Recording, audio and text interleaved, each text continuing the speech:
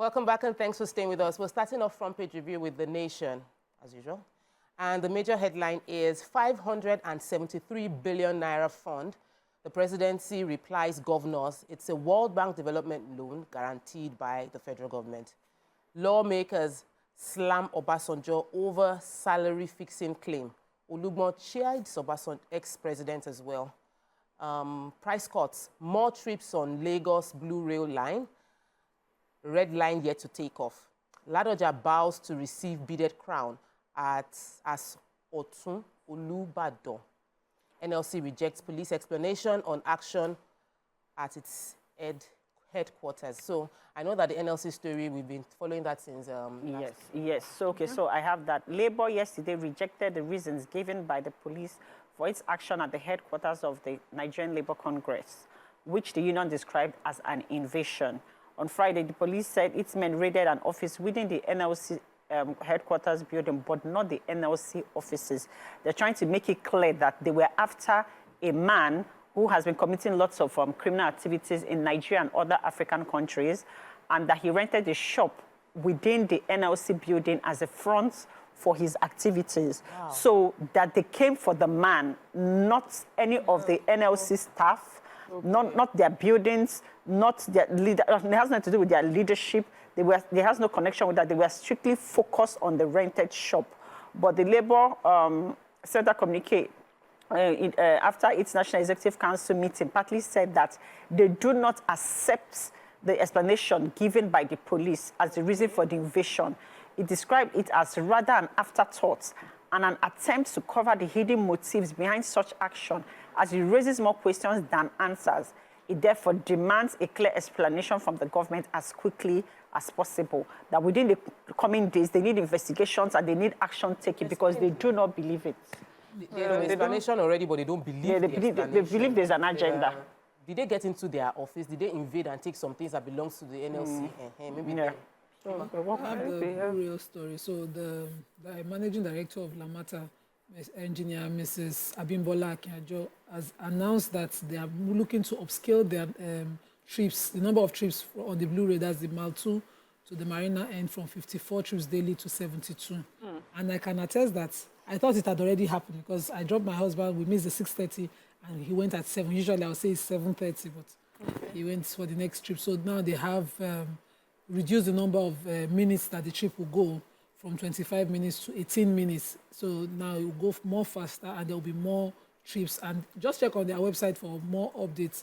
Also, they've dropped the prices for those who are 25% discount on the fares for commuters traveling during off-peak. That's from the 10 a.m. to 4 p.m. Usually the rush hour is that 6:30 and, So. You know what I find interesting about this Blue Rail? That we hardly hear anything about it. The moment it stops working well, we will start hearing. During the protest, it was one transport system that saved lives. Nobody says anything. Yeah, because he walked, and it's an electric train. Nobody dared to enter there. So it kept moving, working. And I drove past it every morning just checking if it's there and it's working. The service is top-notch. Well done, Lamata. Okay, so I have the presidency has cleared the air on the controversy over the 573 billion naira that has been received by states. They said it's a fund, they said the fund is a World Bank loan, and it is guaranteed by federal government and is not a grant. So we had a senior special assistant to the president on media and publicity, Temitope Ajayi, who was the one that explained it. He says the issue is not whether it's a loan or a grant. The point is that the amount which is the point is that this is money that states have gotten. Whether it was a loan or a grant is not the conversation here. Did the states get this amount of money? Yes, they did. He said that the amount is the second tranche under the COVID-19 Livelihood Support Scheme under the NG Cares program funded by the World Bank. That's 570 billion naira. The fact is that states are getting the needed support and funding to improve the lives of the people. They said that, as I said earlier, it's guaranteed by the federal government because every multilateral loan must have a sovereign guarantee, so which means that the loan will be repaid by the federal government if the subnationals are unable to. The president is elected to make life better for citizens, the same way governors are elected to do the same in their respective states. So really, in summary, it's just saying that instead of arguing back and forth, if it was a loan or a grant. Governors, did you receive this money?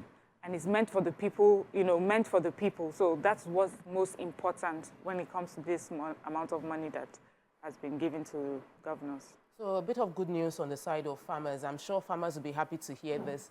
The deployment of 10,000 Agro Rangers across 19 states to... These Agro Rangers are off the department from NSCDC, that's the Nigerian Security and Civil Defense Corps, and it's part of the broader strategy to ensure security. So the special presidential assistant, Olusegun Dada, announced the initiative and said that they would mediate conflicts between farmers and herders and prevent destruction of farmlands, which is one of the ways to support food security, support agricultural expansion as part of the goal of Nigeria to be self-sustaining itself in terms of food. So the goal of the federal government is to create 10 million hectares of land cultivated, and they are already getting 5,000 agricultural equipment, which they will use to support existing farmers to speed up the farming process, mechanizing it a bit more to ensure that the cultivation of the 10 million hectares of land as envisaged by the president comes to pass. And they are hoping that over a period of time, this would therefore reduce food inflation and influencing the multiple factors that are, we know there's a global economic challenge, but if we also do the parts within ourselves to prevent the malicious destruction of farmlands, issues between farmers and herders resolved, providing security for farmers so that they'll freely go to their farmland, then we'll see more improvement within our food production. This is good news, and I'm excited about it. We'll move on to the next paper, which is The Punch. Major headline, Dangote Petrol. Marketers wait as delivery date extended again. Refinery needs 15 cargoes for September. Only 6 cargoes were supplied. Hunger protest. Police begin trial of 1,135 detained demonstrators. And ICPC arrest top Nahcon official over 90 billion Hajj subsidy. So let's take a story.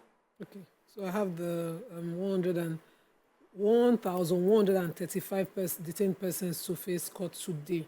So the police had arrested across states up north a total of 1,135 persons. Starting with Yobe, they had 103, but Kano had the highest number of those arrested during the protest. A total of 632 persons were arrested in Kano State, and they were arrested for destruction of public facilities, public properties, including the Kano State Printing Press, the Nigerian Communications Commission, the Kano State High Court, several number of vehicles parked, and one of the biggest hits was a store that lost a total of 5 billion to hoodlums during the protest. So a mobile court sat in Kano, and the Kano Police Command Headquarters at Bompai was presided over by 3 judicial officers who initially saw the arraignments. And today, 12th of August, the sitting will continue.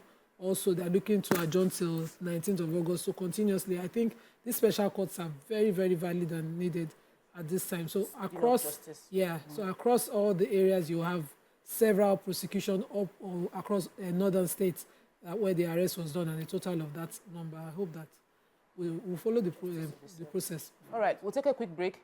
When we return, we'll go through the front page. We'll continue with the front pages of the papers. Stay with us, we'll be right back.